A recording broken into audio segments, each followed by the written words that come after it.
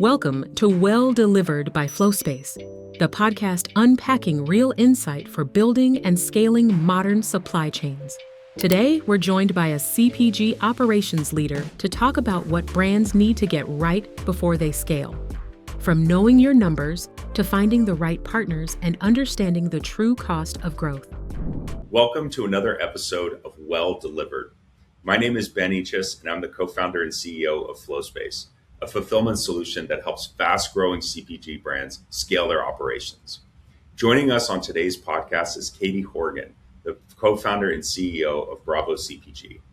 Katie has one of the most interesting experiences of the guests that we've had on our show, starting as a Marine Corps captain, transitioning to Plated, a fast-growing meal kit service, and then starting Bravo CPG, a consultancy that helps many fast-growing CPG brands scale their operations. Welcome to the show, Katie. Thank you for having me. Awesome. Well, as we have this conversation, I just want to know, tell me a little about your career. So you started in the Marines after college, and then what was the transition to operations?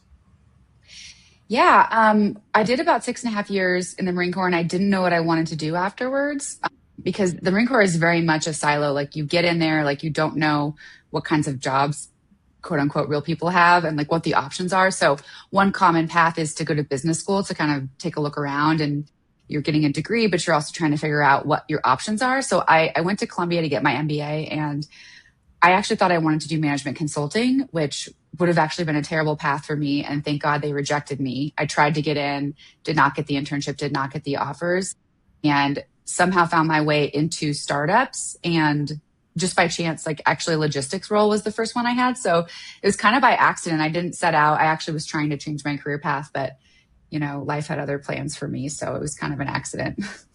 Yeah, you just get pulled back in just when you think you're going to get out. Yes. Yeah. It's just because of different flavor of operations. So I kind of fell into it, but it was a really good fit for me. It just ended up being a natural extension of what I was doing before. That's awesome.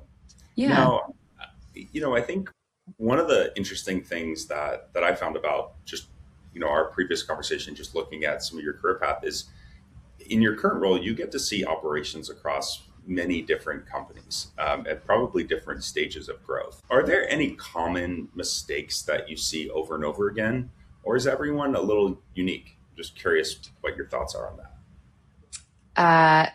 Like most of life, the answer is yes. And there's a lot of similarities, and there's nuances, right? As far as like things that I see a lot of enthusiasm and optimism, which is like part of what I love about CPG. CPG founders are so passionate. A lot of times they have like a personal reason why they started their company or they created their products, and it really shows. So like that's a through line that I really enjoy. But I would say like a lot of the things that I see their commonalities, there's many to list here, but the first one that comes to mind is really not knowing your numbers, not being clear about what it costs you to make things and actually get it to the end customer. The unit economics of each channel are different. The unit economics of different products are different. For example, if you're shipping something that's in glass and it's refrigerated, that's going to cost more than a stick pack that you're putting in an envelope, right? So just not knowing your numbers. Some of this, ties into the next point, which is really overemphasizing growth initially and really just focusing on top line and just worrying about margins later or never at all. I mean, we could have a whole separate conversation about, like, in my opinion, the things that VC money allows you to do that maybe you shouldn't be allowed to do, which is, again, focusing on top line and not on margins and just saying, when I get bigger, the economics will be better. I'll get better prices and et cetera, et cetera, et cetera. Not realizing that the larger you get, you need more people. You have to spend more to stay on shelf, et cetera. So yeah, not knowing your numbers, focusing on the top line and not on margins. And then again, the list is long, but two other quick ones would be not validating that the market actually wants your product. There's a lot of great ideas out there. They're great to the person in their immediate circle, but is this something that the market actually needs and is willing to pay the price that, maps to the cost it takes to make it?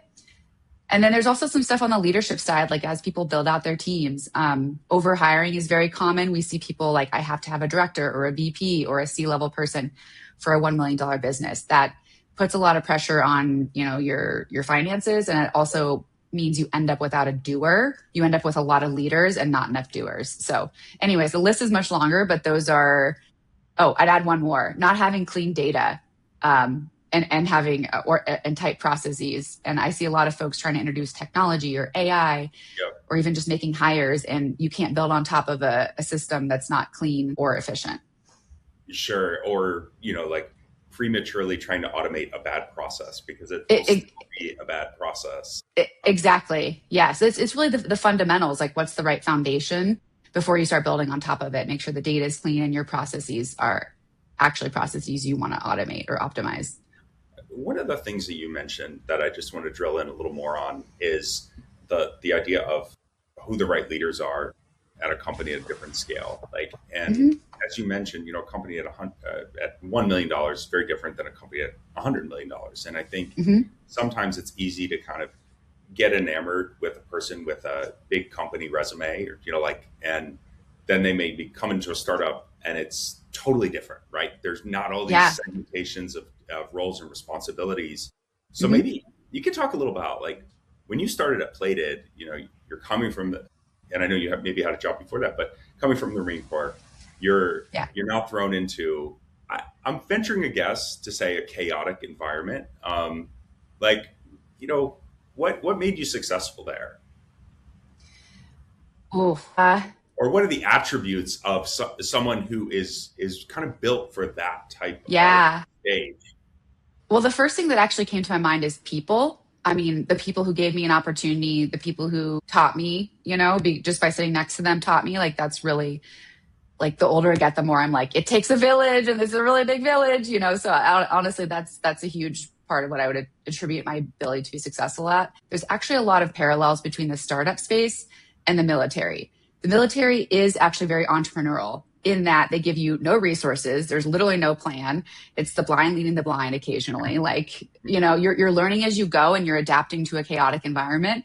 That sounds like a startup, right? So I think I had the ability to flex in those situations and also do hard things. Hard things can be a variety of different. It can be physical, emotional, mental, a tough economic environment. But just knowing that I could figure it out was something I carried into my job. And I just kept trying. I just kept trying things and seeing if it worked. And I think some of that was actually, built during my time in the military. So I think that was a huge part of my ability to be successful, in addition to people really just giving me a chance and helping me. There was one boss that showed up at Plated who was, I call him a true COO because the term COO gets tossed around, but he was seasoned, in his 50s, had been around the block a few times, and he walked into the room and immediately changed the vibe of the organization. He got sales, ops, finance, marketing, everyone on the same page at the table. And he took an interest in me and made me feel like I could do it.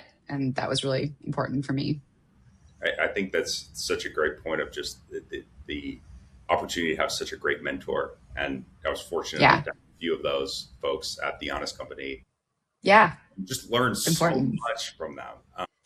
And, had one particular VP who was, we were in operations, but he was an expert at sales and selling things internally to, show that, hey, by making these operational changes, we can sell more, we can be more efficient. So such a great point. Well, now it's fun because we're at the point in our careers where we're starting to be able to do that for other people. I'm not all the way yet to the 55, that person who has really been around the block, but I feel myself shifting into that place where I can actually now help other people come up. And that is really rewarding and exciting. It's just another level. You keep going along, you think you're good. And then, there's another level to unlock here. There's more to learn. For sure. That's been really cool. Being curious and learning from everybody. So yeah. One of the things that you mentioned too, of knowing your data, right? And I know infrastructure isn't necessarily the things that companies are really focused on super early on, but what are a couple of things that someone could do to kind of put the framework in place where they can understand that data? Are you coming into organizations and there's maybe no QuickBooks or ERP, and it's what kind of situations are you coming into? Yes, I would definitely, and this is outside of our purview, we're focused on ops, but recommend a strong accountant who knows how to balance your books and also turn data into information. Like data is just the raw input, information is like the synthesis of that, and then turning that into insights. So definitely always recommend that someone gets a strong accounting team. And this is like a separate sidebar, but like the number of people I see that want to pay like $200-300 a month, like you're going to get what you pay for. And like, that's not a place to skimp. You don't need to overpay, but like get a good resource, because that's like the heart of all your data. For us, a lot of times what we walk into is like, there's no like master level SKU data. There's no naming convention. There's no organization, item level, master case, inner detail. Like it's just not set up properly. And this is particularly a problem when we see people trying to use tools for automation like AI. If they're not tying back into a data set that is actually correct, the entire thing is going to break, right? So master level SKU data is definitely one. I mean, unit economics, like you can get at this with some of the IMSs and ERPs out there, certainly. But if you don't have that, you could do it on a spreadsheet, like just being clear about what are all the costs that go into actually getting that to the end customer. A lot of people leave out, an allowance for damages, for example, or like the true cost of shipping. What happens if it flexes up 20 or 30% because there's an oil shortage, things like that. A lot of times we just see people who haven't really thought through all of the components that go into a fully landed cost. So yeah, I'd say clean data, clear unit economics, and the right finance partner can help you get into that with like a forensic tool. That's such a great point of just accounting for all of your true costs, not just some like idealized state. I do have one more actually, and one would be like SKU rationalization. The number of times I get on a call and I hear someone has hundreds of SKUs and like 90% of the revenue is the top 10% of SKUs. I'm saying, what is the cost of carrying the rest of that stuff? Right. And planning, right? The inventory cost of carrying, but like all the work that goes into like, making those products a reality. And people are very precious. I understand like that last 10% is important, but there could potentially be more focus if you reduce your SKU list to your hero or your like top whatever percent of products. Sure. Yeah. Like just the coordination costs of worrying about a product that's not really driving much revenue, but you still have to store, right. You still have to pay to actually get it out there. So that's such a great point. And one of the things that we're noticing, Katie, is that the brands that we're working with, they're growing really quickly. They have great revenue, but they're increasingly smaller teams, right? Smaller teams are doing more. And a lot of that's possible by leveraging different partners, whether that's co-manufacturer, distributor, fulfillment provider like FlowSpace. I know this is a generic question, but like, what should brands be looking for in a partner? Because you can't do it all alone. I can't discount cost. Obviously, you have to like know what your budget is and get in the right range. So that's probably number one, is like understanding what your budget is. What's a realistic budget? And I will tell you, a lot of times I get on the phone with someone and they tell me what they think they're going to pay for an ops hire. And I say, not quite sure you'd get the quality. So just being clear on like what your organization actually need, what it costs and what you can afford. Like maybe you can't be 110% of market, but you could be 90% and there's your budget. So playing in the right ballpark is in terms of cost is number one. And number two, like, I don't think this is outdated yet, regardless of what people tell me, but like a human being who's going to be a partner to you, who's going to pick up the phone, who's going to give you the benefit of the doubt. Like we say this all the time with 3PLs, like you could go with the bargain price. That is one choice. And sometimes there's reasons to do that. But especially when you're smaller and you're growing, you need someone who's going to pick up the phone, someone who's going to help you do something custom because you're still figuring out what your standard stuff is. And then in our case, for like a service provider, like fractional ops, like someone who has that ownership mentality. Like we will never be exactly the same as a full-time person who has equity, and we're very clear about that. But ownership is one of our core values. And like, if there's an emergency, we're going to pick up the phone on the weekend. We're going to make sure that we push all the way through to the finish line, within reason. And so I think that like that ownership mentality is another huge part of it. The last piece I would say is social proof. So like asking around, like, who do you know and I used to do this with 3PLs when I was doing this work for my clients before I started hiring around me. I would go to the 3PL for a visit, and then I didn't really care what client references they gave me. I'd pick a random brand I saw in the warehouse and I would like send them a message on LinkedIn and back channel, right? Like, tell me what you think about these people. What would you change? What is good? It's a really good point, right? And I think for us, we know we deal with a very mission critical piece of the operation, which, we're not shipping on time accurately. Some customers getting impacted, and that impacts revenue. And, one of I think what we talk a lot about at the company is we spend a disproportionate amount of time on less than 1% of the transactions and orders, right? Because logistics essentially is exceptions management, right? 99% of the time, everything is flowing, but that 1% can really be damaging, right? And I think exciting part and also the challenging part, right, is as brands are scaling, they might not always have a perfect forecast. They might not know where the sales are coming from or Right. what the configurations of the product are. So I agree with you. It is important to be flexible. I know that's a cliche, but it's often the brands want to provide you that information. They just might not know themselves, right? Right. Figure that out. Yeah. Really great point. So it's, obviously cost is important, but again, someone who's going to pick up the phone, have us answer your Slack, right? And make it their problem. So one of the things I wanted to ask you about is you have been pretty vocal on LinkedIn about founders kind of misunderstanding the economics of retail distribution. And one of the trends that we see, especially, is successful brands that start online want to get into brick and mortar retail or through distributors.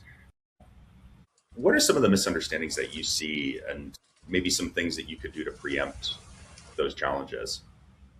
Yeah, I feel like one of the things my life is leading up to is writing an expose on retail. I'm just kidding. I don't know if I want it to be me, but the more I learn about it, the more I just am, I don't know, a little disheartened, and I don't know what the right word is. I think it's really like, it's just one example of many inside of a business where you can make a decision without understanding the second and third order effects.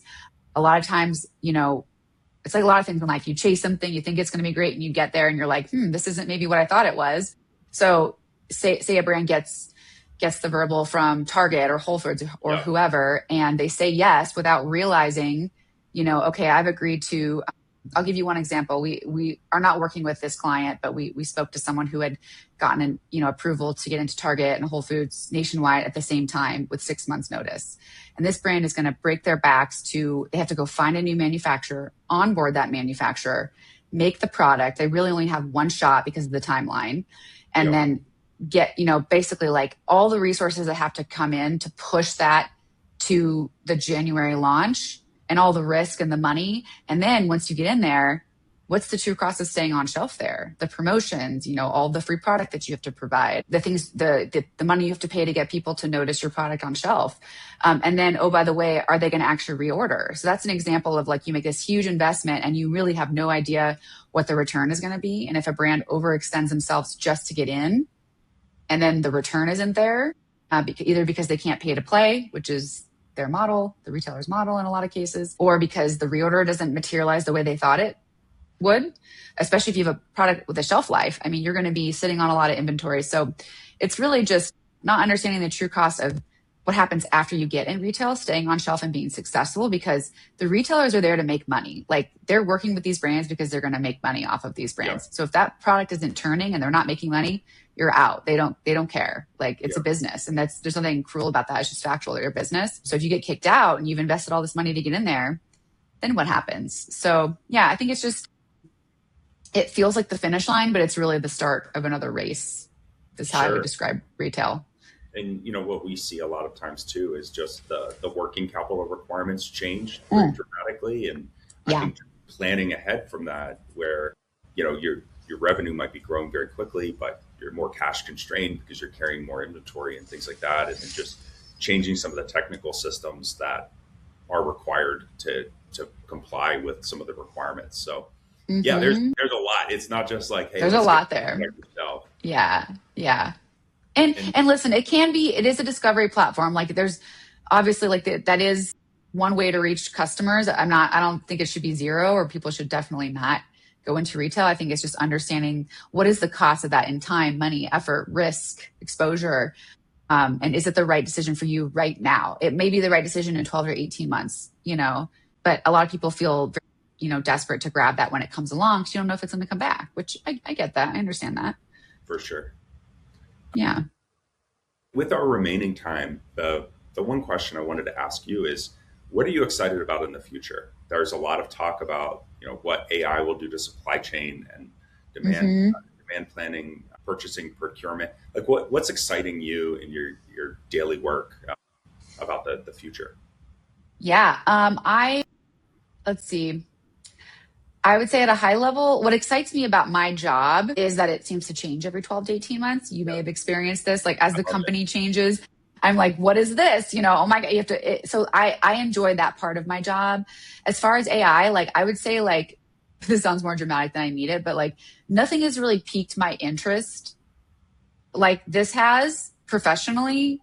I can't remember this is obviously like a very pivotal time and I'm curious to see what comes out of it. Obviously like there's like, what's this going to mean for my company and my business and how do we get ahead of this? Like I am not a tech person, so this is really a stretch for me. So, but I would say that I am curious. I am curious to see how we can use it to do some of the lower level tactical work so that our team can focus on like the value add piece of it, like the insights. Honestly, like I tell people sometimes, I feel like half of what we do is emotional support sometimes.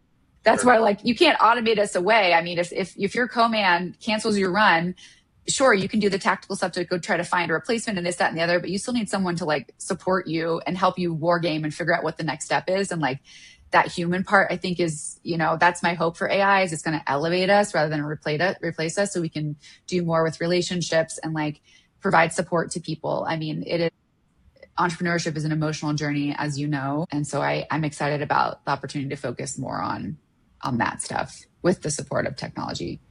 I love that. And, I think for us, what's exciting is how can we get to a point where we are proactively flagging exceptions or issues before the customer ever has to reach out to us, right? And I think historically, that's always been a goal, but it's been harder to attain that when you're looking at millions of transactions. And I'm excited about the coming months of what that means for us and what that frankly means for the merchant experience with fulfillment, right? Like, can we surface these insights before the merchant even needs to worry about it, before their customer even tells them about it, right? And that's, I echo your sentiment that this is a very exciting time.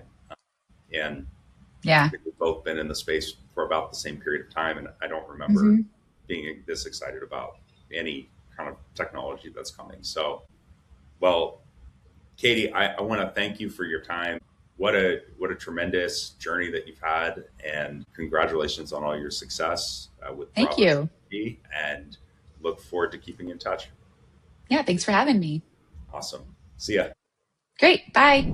Thanks for listening to Well Delivered and the operators who keep fulfillment moving. Follow for more episodes like this, and we'll be back next time.